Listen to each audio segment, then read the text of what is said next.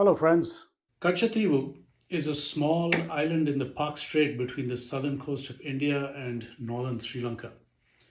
It lies about 20 kilometers off the Indian shore and has an area of about 285 acres.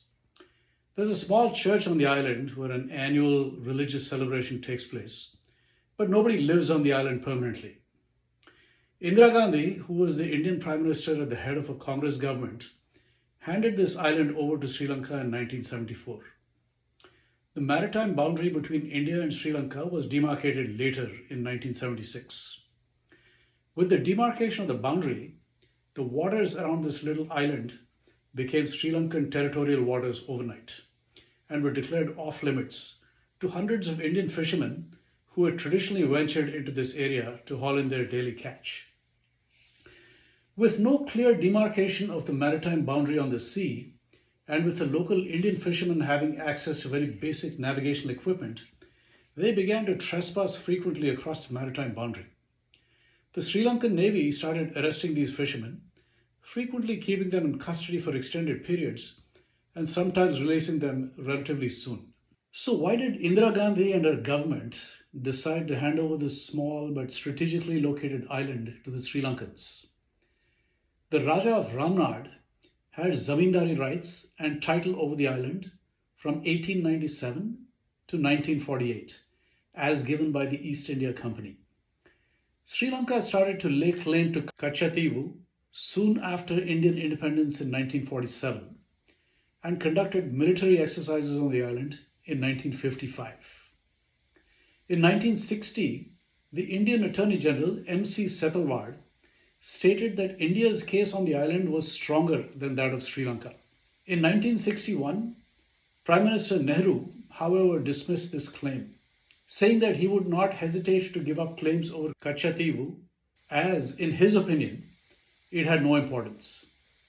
In 1968, Sri Lanka stepped up its demands over the island based on old records showing it to be part of the Kingdom of Jaffna-Patnam, along with old Dutch and British maps. Indira Gandhi stated that India's claim over the island had to be balanced with the need for good bilateral ties with Sri Lanka. She had discussions with Sri Lankan Prime Minister Dudley Senanayake and decided India would relinquish its claim over the island. She had this information conveyed secretly to M. Karunanidhi, who was then the Chief Minister of the state of Tamil Nadu. She was apparently worried about the growing pro-Chinese lobby in Sri Lanka and was reluctant to take the matter to the International Court of Justice, as she felt the court generally favored smaller nations over larger ones. Karunanidhi agreed to go along with Indira Gandhi's decision and assured her that he would manage any protests that might erupt in Tamil Nadu as a result of the decision to hand the island over to Sri Lanka. Although several members of Karunanidhi's DMK party protested the decision, they were overruled. This decision would have significant long-term implications for the local fishing industry. Over the last 20 years, Sri Lanka has detained more than 1,175 Indian fishing vessels and arrested over 6,000 Indian fishermen. The hardships faced by this community were callously disregarded by Indira Gandhi and her government in their misplaced anxiety to improve bilateral ties with Sri Lanka. Such weak, short-sighted thinking with a disregard for India's interests has been displayed many times by Congress governments. In 1947, Nehru failed to secure Gilgit when Hari Singh acceded to India and Jammu Kashmir became part of the Indian Union. Gilgit passed into Pakistani hands in November 1947. Nehru failed to secure Baltistan for India in 1948. There was a long siege of the fort at Skardu, where the defending Indian forces were all eventually killed, and the entire region of Baltistan fell to the invading Pakistan army. In 1949, a ceasefire was declared in Kashmir, when even a short extension of the military campaign would have allowed Indian forces to throw out the invading Pakistani army.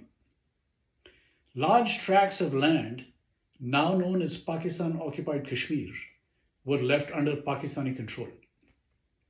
In 1962, Nehru lost the region of Aksai Chin to Mao's Communist China, following the disastrous performance in the war in the mountain passes east of Ladakh.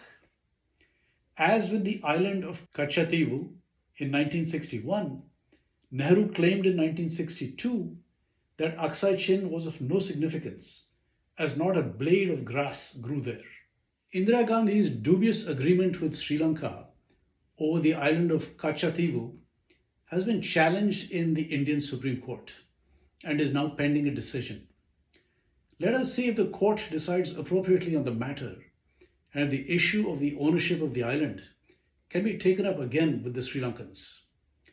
I think it's up to all Indian voters to ensure that India never sees a Congress government again at the center, or there may be a risk of the country losing even more territory in the future, as in the case of Gilgit, Baltistan, Pak-occupied Kashmir, Aksai Chin, and the strategically important Kachchatheevu Island.